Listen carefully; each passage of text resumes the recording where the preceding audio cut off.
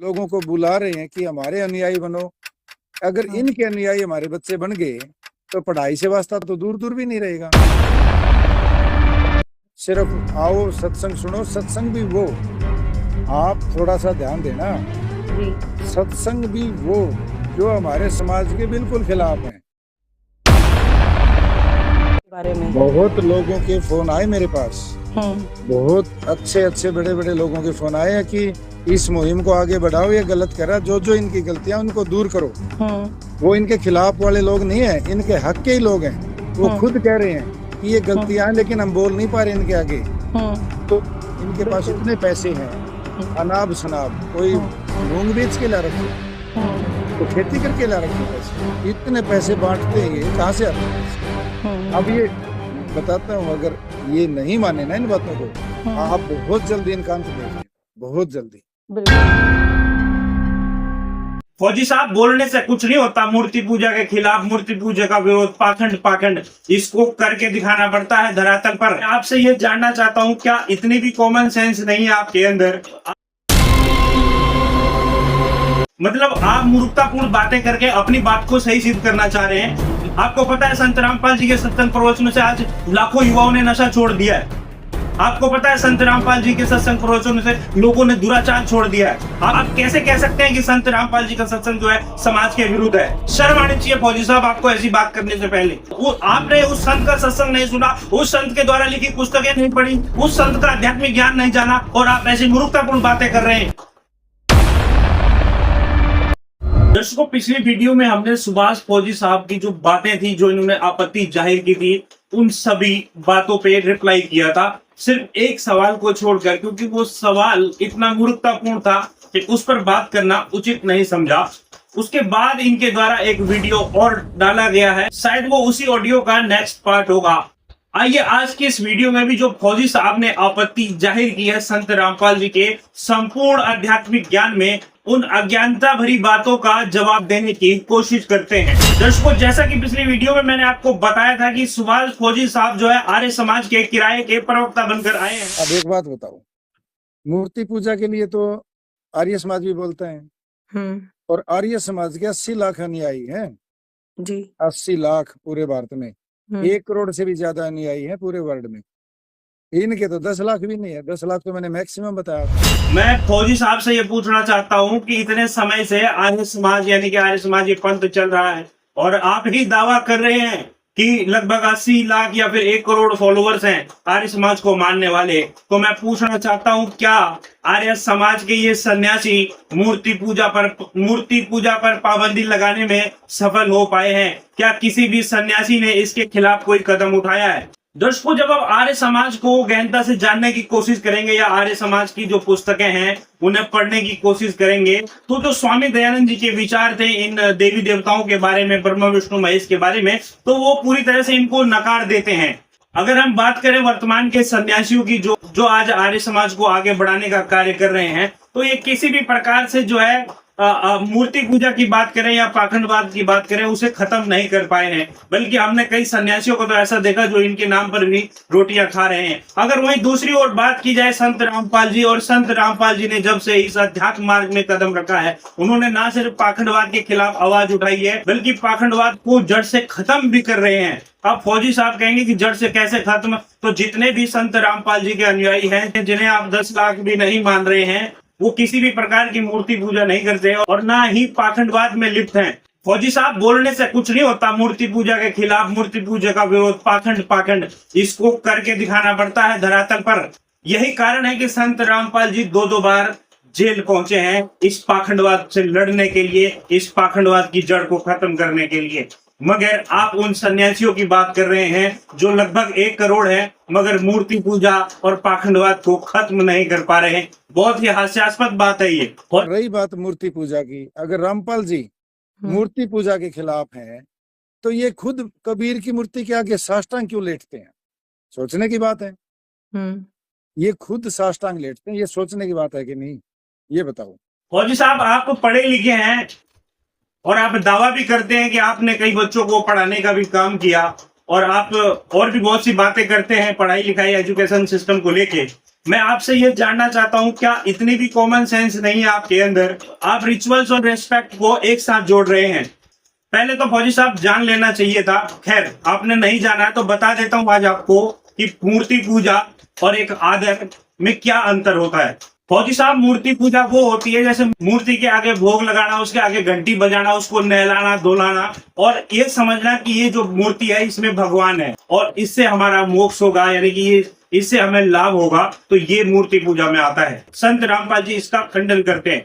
अब रहा सवाल जो आप कहते हैं कि कबीर साहिब जी के आगे ये साष्टांग जो है प्रणाम करते हैं। फौजी साहब, आपने थोड़ा सा आध्यात्मिक पुस्तकों का भी अध्ययन किया होता या फिर कुछ संत रामपाल जी की पुस्तकें आपने पढ़ ली होती तो आपको इस बात का पता लगता कि जो आदर सत्कार होता है वो एक अलग है और मूर्ति पूजा अलग है। दरअसल कबीर साहिब की फोटो के आगे साष्टांग प्रणाम करना, उसको नमन करना, यह केवल आदर सम्मान होता है, ना कि फोटो को नहलाया जा रहा है, उसके आगे भोजन उसे भोग लगाया जा रहा है। परमात्मा उसे ना ही उस फोटो को परमात्मा मानकर उससे कोई चमत्कार की अपेक्षा की जाती है।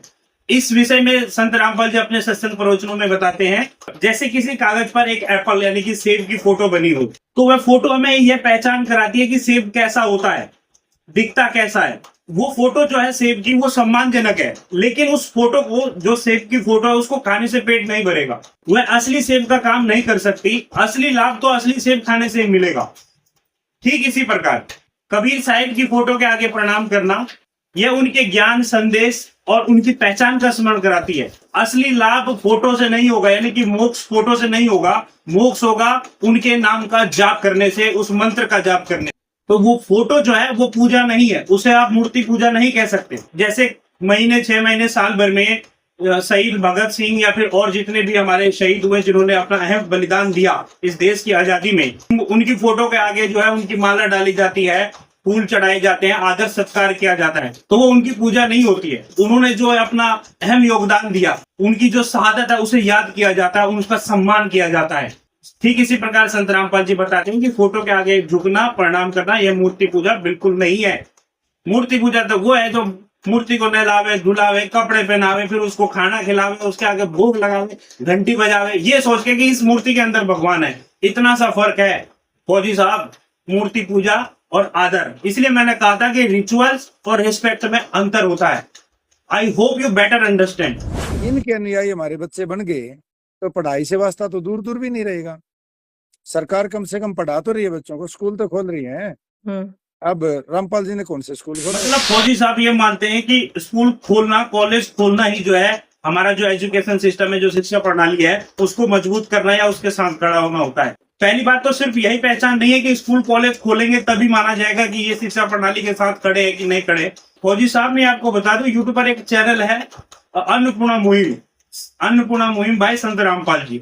आप उसकी प्लेलिस्ट में जाइएगा और जो अन्नपूर्णा मुहिम के तहत जो लोगों तक सुविधाएं पहुंचाई जा रही हैं, उनमें ऐसी बहुत सी वीडियोज मिलेंगी जिनके अंदर दिखाया गया कि ऐसे बहुत से बच्चे हैं जो कभी स्कूल नहीं गए थे या फिर किसी कारणवश उनका स्कूल छूट गया था, तो अब संत रामपाल जी महाराज जी उन्हें दोबारा स्कूल भेजने के लिए जो है उनकी मदद कर रहे हैं, उन बच्चों को स्कूल भेज रहे हैं, उन बच्चों को पढ़ा रहे हैं, उन बच्चों को शिक्षित कर रहे हैं। इतना ही नहीं, आसपास के जितने भी स्कूल से जो लेटर गए थे संत रामपाल जी के पास, चाहे वो स्कूल की मरम्मत हो, स्कूल में कोई पानी की सुविधा हो या अन्य जो भी मदद के लिए संत रामपाल जी के पास स्कूल से जो लेटर्स पहुंचे थे, उनको भी जो है संत रामपाल जी ने लगातार मदद पहुंचाई है। तो क्या आप इसे शिक्षा प्रणाली को मजबूत करने का काम नहीं कहेंगे? क्या आप नहीं कहेंगे कि संत रामपाल जी जो है हमारे जो एजुकेशन सिस्टम है उसको मजबूत कर रहे हैं? फौजी साहब, स्कूल कॉलेज खोलने से ही बात नहीं बनती, शिक्षा प्रणाली की जड़ में काम कर रहे हैं। संत रामपाल जी उन गरीब लोगों को रोटी, कपड़ा, शिक्षा, चिकित्सा व मकान दे रहे हैं। फौजी साहब, कोई गरीब बच्चे हैं, सपोज दैट गरीब लोग हैं जिनके पास खाने को नहीं है, वो अपने बच्चों को स्कूल कैसे भेज सकते हैं? तो पहले तो पेट में रोटी जाए और उसके बाद नेक्स्ट सोचा जाए। तो संत रामपाल जी रोटी भी दे रहे हैं और उनके बच्चों को एजुकेशन भी दे रहे हैं। तो नहीं पता है तो थोड़ा जान लो। मैंने आपको पहले भी कहा था कि मूर्ख लोगों की बातों में आके जो है ना, आप ऐसी मूर्खतापूर्ण बातें कर रहे हैं, क्योंकि संत रामपाल जी जड़ पर कार्य कर रहे हैं। और आप कैसे कह सकते हैं कि संत रामपाल जी जो है शिक्षा प्रणाली के साथ नहीं है? क्या ये शिक्षा प्रणाली के साथ नहीं हुए संत रामपाल जी? और आपको नहीं पता कि जो स्कूल्स कॉलेजेस हैं आजकल जो एजुकेशन है वो कितनी कॉस्टली है?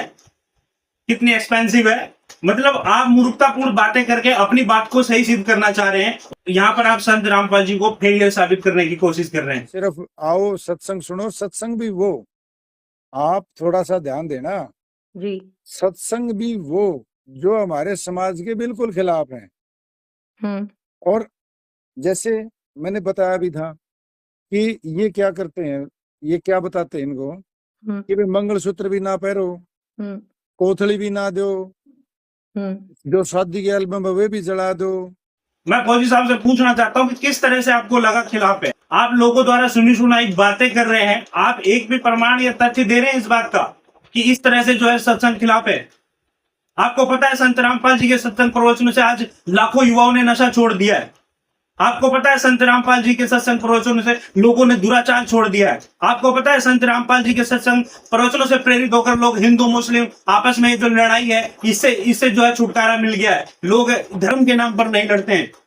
संत रामपाल जी ये शिक्षा देते हैं कि हिंदू मुस्लिम सिख ईसाई आपस में सब भाई भाई।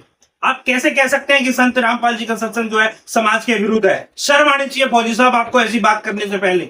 आपने उस संत का सत्संग नहीं सुना, उस संत के द्वारा लिखी पुस्तकें नहीं पढ़ी, उस संत का आध्यात्मिक ज्ञान नहीं जाना और आप ऐसी मूर्खतापूर्ण बातें कर रहे हैं। ये सत्संग जो है हमारे समाज के खिलाफ है। सत्संग समाज के खिलाफ नहीं है। संत रामपाल जी का सत्संग पाखंडवाद के खिलाफ है। संत रामपाल जी का सत्संग पाखंडवाद और जो प्रथाएं चली हुई है उनके खिलाफ है। आपको इस बात से बुरा लग गया कि पाटना नहीं चढ़ना, आपको इस बात से बुरा लग गया कि कोई राखी भी ना बांधे, तो यहाँ पर संत रामपाल जी ने लॉजिकल बात की है।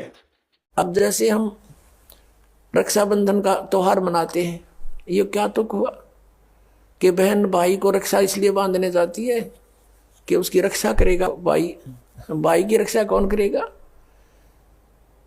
एक बहन कह रही थी कि मैं रक्षाबंधन के दिन गई अपने भाई को बांधने के लिए रक्षा सूत्र, इंतजार कर रही थी। पता लग गया कि कहीं कामवश गए हैं, मोटरसाइकिल पर गए हैं। कुछ देर के बाद पता चला कि उसकी मृत्यु होगी, उसका शव लेकर आ रहे हैं। जिस भाई से मैं अपनी रक्षा के लिए गई थी उसकी रक्षा भी नहीं हो पाई, वो अपने नहीं कर सका। तब उसने ज्ञान हुआ, तब वो कहती है कि सचमुच हम कति भूल में थे। अपने भाई को भी कहा बेटा भाई आजा, तू भी भगवान का राखी बांध और मैं भी बांधू, यानी नाम लो और ये रक्षा सूत्र आपका सदा साथ देगा, भाई का भी बहन का भी। और बेमतलब बातें कर रखी। उस रक्षाबंधन के दिन किसी का भाई नहीं है तो रोती है कोने में बैठकर वो बहन। फिर ये बात का सिस्टम, जिस बहन का भाई नहीं है वह दूसरों के मुंह की तरफ देखती है, कौन आएगा हमारे घर। तो पुण्यात्माओं, ये बेमतलब की बकवाद, ये जग की रीत से हमने वापस हटना है और अपने जीवन को नए सिरे से सेट करना होगा। संत रामपाल जी ने लॉजिक बताया यहाँ पर कि वो बहनें रोती हैं जिनके भाई नहीं होते हैं। कान का इतना भी कच्चा नहीं होना चाहिए कि उसकी बातों को एज इट इज फॉरवर्ड कर दो। थोड़ा अपना भी दिमाग लगाना चाहिए था आपको। और रही बात सत्संग की, सत्संग का अर्थ होता है सत्य का संग करना, ना कि पाखंडवाद के संग जुड़ जाना। संत रामपाल जी अपने सत्संग प्रवचन में इस पाखंडवाद को जड़ से खत्म करने का काम कर रहे हैं। संत रामपाल जी जो वेद और गीता के अनुसार जो भक्ति साधना है उसे आगे बढ़ाने का काम कर रहे हैं। आपने कैसे कह दिया कि संत रामपाल जी का सत्संग समाज के विरुद्ध है? सिर्फ इस बात से कि संत रामपाल जी कहते हैं कि इन प्रथाओं को खत्म करें, सिर्फ इस बात से? पर शर्म आनी चाहिए फौजी साहब आपको। संत रामपाल जी ने जो नियम बनाए हैं कि भाई शास्त्र अनुकूल साधना करनी चाहिए, ये जो नकली प्रथाएं हैं, जो इन नकली लोगों ने, इन पुजारियों ने लोग समाज को भ्रमित करने के लिए, समाज को गुमराह करने के लिए ये जो प्रथाएं बनाई, संत रामपाल जी इनका विरोध करते हैं। अगर संत रामपाल जी का सत्संग विरोध में है तो वो सिर्फ इन लोगों के विरोध में है, इन प्रथाओं के विरोध में है, इन कुप्रथाओं के विरोध में है। आज संत रामपाल जी के सत्संग प्रवचनों से प्रेरित होकर युवा जो है दहेज मुक्त विवाह कर रहे हैं। मैं पूछना चाहता हूं आपसे, और कौन संत है जो ऐसी प्रथा को, जो ऐसी कुप्रथा का विरोध कर रहा है? मैं पूछना चाहता हूं, आप जिनकी बात कर रहे हैं 80 या 1 करोड़ लोग हैं, क्या इन्होंने कभी इस तरह की कोई मुहिम चलाई है? फौजी साहब, घर में एक कमरे के अंदर बैठ के बोलना बहुत आसान है, मगर ग्राउंड लेवल पर इन चीजों को लागू करना बहुत ही मुश्किल कार्य होता है। मगर संत रामपाल जी ने वो करके दिखाया है। और आप क्या कह रहे थे कि 80 लाख शिष्य हैं और इनके तो 10 लाख भी नहीं है। संत रामपाल जी को भीड़ इकट्ठी नहीं करनी है। संत रामपाल जी से दीक्षा वही ले सकता है जो नियम को फॉलो करेगा। ये कबीर मार्ग है। कबीर साहब जी कहते हैं कबीर मार्ग कठिन है, कायर का नहीं काम, और इस पे चले कोई सूरमा और आठों पे है संग्राम। ये मोक्ष मार्ग है, कोई हंसी मजाक नहीं है। ये कोई गुड्डा गुड़िया का खेल नहीं है, गुरु शिष्य का नाता है। ये नकली गुरुओं की तरह नहीं करोड़ों लोग इकट्ठे कर रखे हैं। मर्यादा होती है भक्ति की, नियम होते हैं भक्ति के, साधना के, वो बताते हैं संत रामपाल जी। दीक्षा से पहले नियम बताए जाते हैं। नशा नहीं करोगे, व्यभिचार नहीं करोगे, दुराचार नहीं करोगे, चोरी नहीं करोगे, ठगी नहीं करोगे, रिश्वतखोरी नहीं करोगे। ये नियम होते हैं भक्ति के। संत रामपाल जी ने आपके हिसाब से, आप कहते हो 10 लाख शिष्य हैं, आपके हिसाब से मान लेते हैं, आज 10 लाख लोगों का नशा छुटवा दिया संत रामपाल जी ने। और रही बात भीड़ इकट्ठी करने की, यहाँ कोई जोर जबरदस्ती नहीं करी जाती है। जिसको नियम फॉलो करने होंगे वो इस मार्ग में आगे बढ़ सकता है। भीड़ इकट्ठी करनी हो तो अरबों की भीड़ इकट्ठी कर दी होती संत रामपाल जी ने पिछले 30 साल के अंदर। मगर ऐसे लूले लगड़े नहीं चाहिए उनको, जो घर में धोख भी लगा ले और इधर गुरु मर्यादा में भी चले। नियम होते हैं भक्ति साधना के, सत्य भक्ति के नियम होते हैं। पाखंड पूजा, आन उपासना नहीं करते हैं। परमात्मा कबीर साहब जी कहते हैं 100 वर्ष तो सतगुरु पूजा और एक दिन आन उपासी, वो अपराधी आत्मा फिर पड़े काल की फांसी। ऐसे संत को आप जो कह रहे हैं कि वो सत्संग जो है समाज के खिलाफ कर रहे हैं, धिक्कार है आपको और ऐसे लोगों को जो ऐसे संत के सत्संग को निराधार बता रहे हैं, समाज के विरुद्ध बता रहे हैं। दुर्भाग्य हमारा। दर्शकों, फौजी साहब का बिल्कुल दिमाग जो है ना अपना तो काम करना बंद कर दिया है। ये कहते हैं कि एल्बम जला दो, मंगलसूत्र ना पहनो। अरे भाई, आप कभी संत रामपाल जी के शिष्यों से मिले हो? उन बहन बेटियों से मिले हो जो शादीशुदा हैं? आपने उनको देखा नहीं क्या? या फिर सुनी सुनाई बातों में आप जो है एज इट इज इसको आगे फॉरवर्ड कर रहे हैं? ये क्या बताते हैं इनको कि भाई मंगलसूत्र भी ना पहनो, कोथली भी ना दो, जो शादी के एल्बम है वे भी जला दो। इन्हीं के आश्रम में ये शादी करवाते हैं और यही कह रहे हैं कि मोक्ष प्राप्त करना तो बहन भाई बन जाओ। मेरे पास वो सबूत हैं। दर्शकों, एक सवाल का जो जवाब नहीं दिया था, वो सवाल यही था, पिछली वीडियो में भी वो बात इन्होंने कही थी। वो एक बात इतनी मूर्खतापूर्ण है कि मैं उसको समझ ही नहीं रहा था कि इस पर बोला जाए। ये कहते हैं कि जो हस्बैंड वाइफ है वो पति पत्नी वाला रिलेशन ना रखे, और ऐसा संत रामपाल महाराज कह रहे हैं। वाह फौजी साहब, कहां से प्रमाण लाते हैं आप? कहां से करते हैं आप ऐसी बातें? किन मूर्ख लोगों की बातों में आकर कर रहे हैं आप ऐसी बातें? एक तरफ आप कह रहे हैं कि संत रामपाल जी दहेज रूपी विवाह, मतलब दहेज मुक्त विवाह करवा रहे हैं, दूसरी तरफ आप कह रहे हैं, ये कह रहे हैं भाई बहन वाला। अरे भाई, जब भाई बहन वाला रिश्ता ही रखना है तो शादी क्यों करवाएंगे? पर दिमाग अपना भी लगा लो। लोगों की बातों में क्यों इतने मूर्ख हो रहे हो आप? क्या आपका दिमाग जो है बिल्कुल ही काम करना बंद कर गया है? कान के इतने कच्चे हो आप? और आप जिनकी बात कर रहे हैं ना, मेरे पास प्रूफ है। उन कीड़ों को, वो कीड़े थे मिशन में, वो बहुत पहले संत रामपाल जी उन्हें निकाल चुके हैं। जिनकी बात पर आप ऐसी बातें कर रहे हैं, वो कीड़े थे अध्यात्म मार्ग में, उनको संत रामपाल जी पहले फेंक चुके हैं, गुरुद्रोही डिक्लेयर हो चुके हैं। वो इसलिए ऐसी बातें कर रहे हैं। आप संत रामपाल जी की किताबें किसी किताब में दिखा दो ना, ये नियम है जो आप बता रहे हैं, प्रमाणित करो आप इसको। मुंह से बोलना मतलब कोई वैल्यू नहीं है आपके वर्ड्स की, कुछ भी बोल रहे हैं आप। कि कबीर को ये अवतार, कबीर का अवतार मानते हैं रामपाल जी को, कबीर दास जी का अवतार मानते हैं। अगर कबीर दास जी ने मोक्ष प्राप्त कर लिया था तो मनुष्य के रूप में कैसे आएंगे? समझते हो मेरी बात? अगर मोक्ष ही प्राप्त हो गया तो दोबारा धरती पे आने का तो सवाल ही नहीं बनता ना। बिल्कुल। अगर दोबारा धरती पे आने का सवाल नहीं बनता तो रामपाल जी में कैसे अवतार बन गया वो? ये बात तो भाई, कबीर साहब भगवान है। फौजी साहब, भगवान में और भक्त में अंतर होता है कि नहीं होता है? आपने सृष्टि रचना पढ़ी, आपने ज्ञान जाना संत रामपाल जी का, ये ज्ञान समझना पड़ेगा, तब पता लगेगा आपको। परमात्मा ने कहा था कि चौथा युग जब कलयुग आई तब हम अपना अंश पटाई, और काल फंद छूटे न लोई, सकल सृष्टि परवानी कोई। ये कबीर सागर की वाणी बता रहा हूं आपको। और 500 जब कलयुग बीत जाए, महापुरुष फरमानतब जग तारण को आए। वो महापुरुष आएगा इस समय में और वो पूरे जग का उद्धार करेगा वो। और रही बात कबीर साहब जी, तो कबीर साहब तो चारों युगों में आते हैं। सतयुग में सत सुब्रत कह टेरा, त्रेता नाम मुनिंदर मेरा, द्वापर में करुणा मैं काया, और कलयुग नाम कबीर धराया। और वो परमात्मा तो आता रहता है, जाता रहता है। आप कह रहे हो दोबारा कैसे आ गए? अरे भाई, कबीर परमात्मा भक्त नहीं, वो भगवान है। आज हम बात कर रहे हैं उस अनादि शक्ति की जो संपूर्ण सृष्टि की रचयिता और पालनहार है। वे परमपिता परमेश्वर अनंत, अविनाशी और सर्वशक्तिमान है। उनकी महिमा का गुणगान चारों वेद करते हैं। उनका स्वरूप इतना अद्भुत और असीम है कि उसे शब्दों में बांध पाना संभव नहीं है।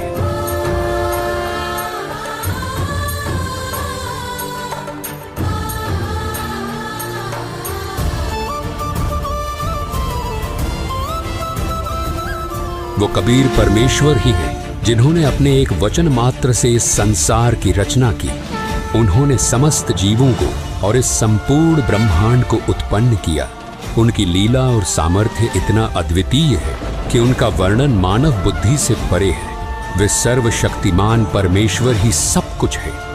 उनका अस्तित्व केवल धर्म ग्रंथों के पन्नों तक ही सीमित नहीं है। वो सर्वशक्तिमान परमेश्वर जो अनादि और अविनाशी है, वो स्वयं इस धरती पर प्रकट होकर अपनी दिव्य शक्ति और सामर्थ्य का एहसास कराते हैं। उसके लिए कोई बाउंडेशन नहीं है।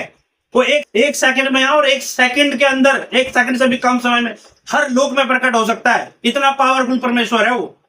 आप उसको भक्त के साथ कंपेयर कर रहे हो कि उन्होंने मोक्ष प्राप्त कर लिया तो यहाँ कैसे आगे? तो कुछ दिमाग है फौजी साहब, नहीं है तो समझ लो ना आप ज्ञान को।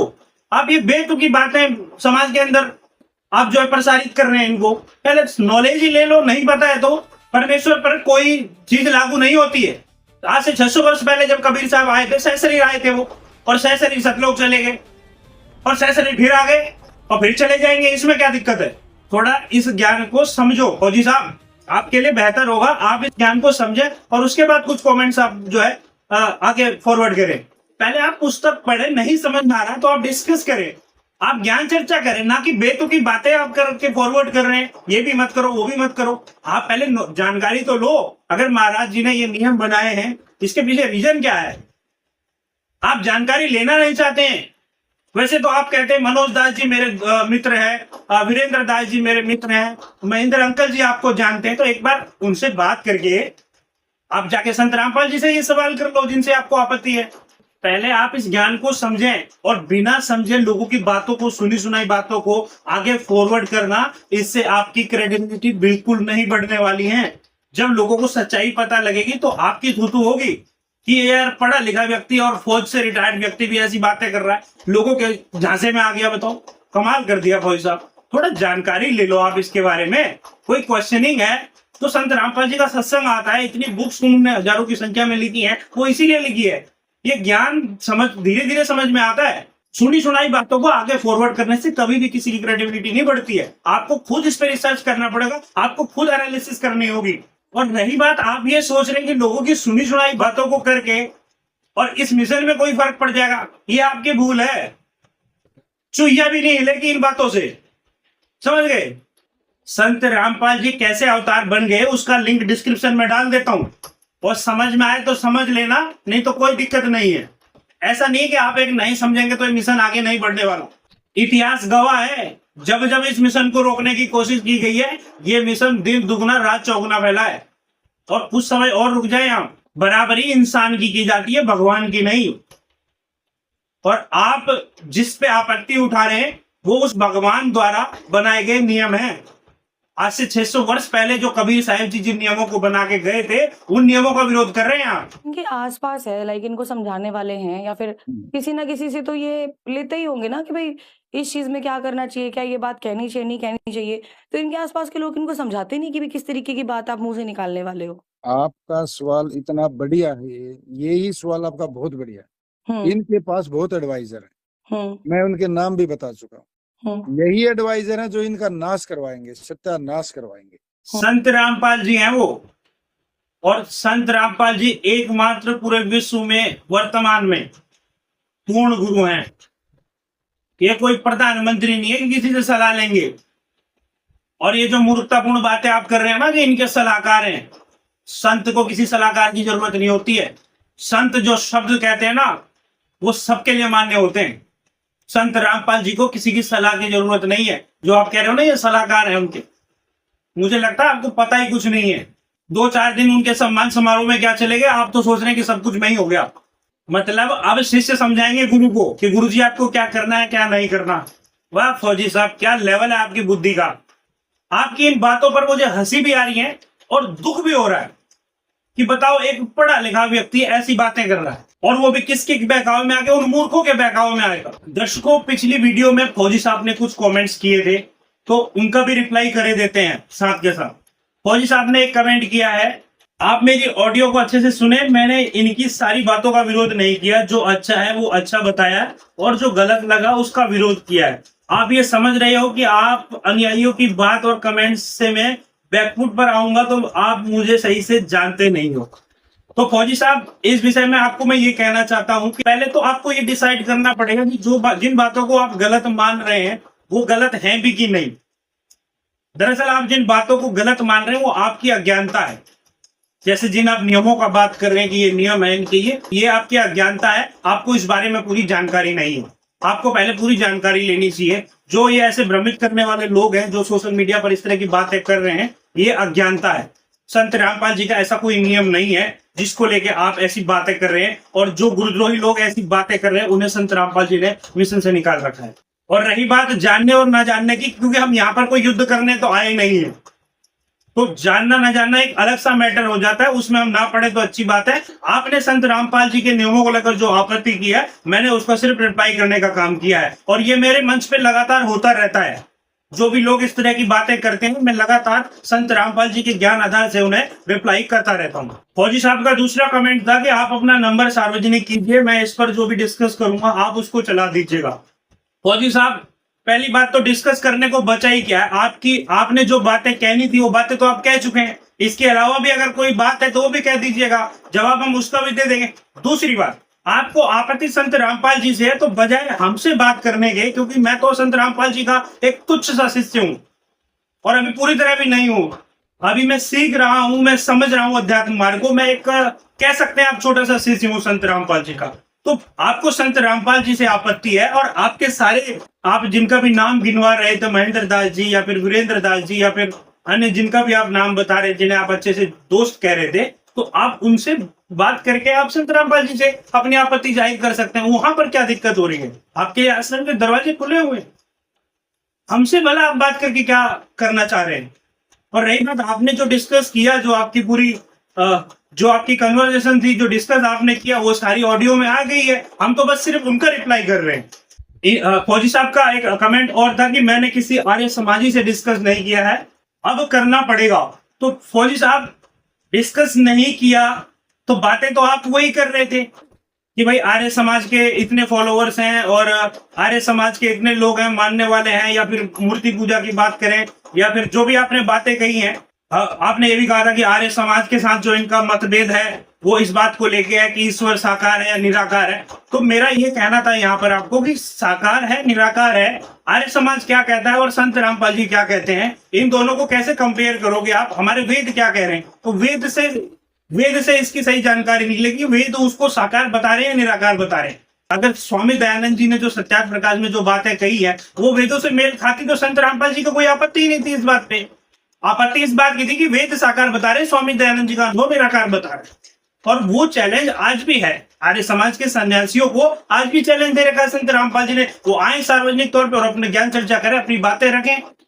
और रही बात अब करना पड़ेगा, तो आप किसी से भी बात कर सकते हैं, मगर सुनी सुनाई बातों को आप आगे एजुकेट फॉरवर्ड कर रहे हैं। इस बात से मुझे आपत्ति थी कि आपको पहले इस बात की गहराई में जाना चाहिए था कि ये दावा सही है कि गलत है। उसके बाद आप कहते मैंने इसको यहां से वेरीफाई किया और ये बात मुझे जो है गलत लग रही है। फौजी साहब, एक और कमेंट है जो मेरी नॉलेज में, फौजी साहब कहते हैं कि भाई मैं संत रामपाल जी को शुरू से जानता हूं, जब से वो जॉब करते हैं। अच्छी बात है, बहुत से लोग हैं जो जानते हैं, बहुत से ऐसे लोग हैं जो आज संत रामपाल जी के शिष्य हैं। वो किसी समय में संत रामपाल जी के साथ रहा करते थे। अच्छी बात है, आप जानते हैं तो आपको तो पहले ज्ञान समझने चाहिए था। आपके साथ मेरे को लगता है दिक्कत ये हो गई कि आपने ज्ञान तो समझा नहीं है और आप तो जानते हैं। इस बात को लेके आप लोगों की बातों में आ रहे हैं। आप जानते हैं, उनको अच्छी बात है, उनके ज्ञान को जानना आपके लिए बहुत जरूरी है। तो दोस्तों, ये कुछ बातें थी फौजी साहब की, जो इन्होंने आपत्ति जाहिर की, जो इनके कमेंट्स थे, उस पर मुझे लगा रिप्लाई करना चाहिए था, मैंने रिप्लाई किया। इस बात से आप कितना सहमत हैं अपने विचार कमेंट में जरूर रखें। और मेरे इस चैनल को आप सब्सक्राइब कर लीजिएगा, क्योंकि ये चैनल एक तो नया है और इस चैनल पर लगातार हम उन लोगों को ये रिप्लाई वीडियो बनाते रहते हैं जो इस तरह की बातें जो है सोशल मीडिया पर कर रहे हैं। बहुत बहुत धन्यवाद, फिर मिलते हैं नई वीडियो। जय हिंद, जय भारत, जय संत रामपाल महाराज।